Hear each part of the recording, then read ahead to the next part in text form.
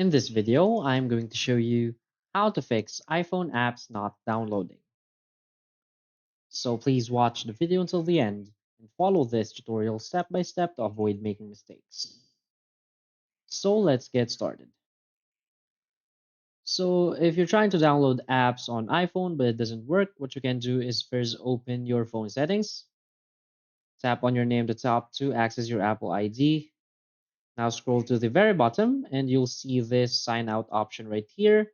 So just sign out from your account and sign in again.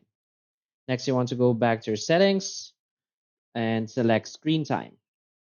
From here, scroll down and select content and privacy restrictions. From here, make sure that this setting is turned off. Now you want to go back. Now let's just scroll down and select App Store. From here, scroll down and in the cellular data section, tap on app downloads and make sure to set this to always allow.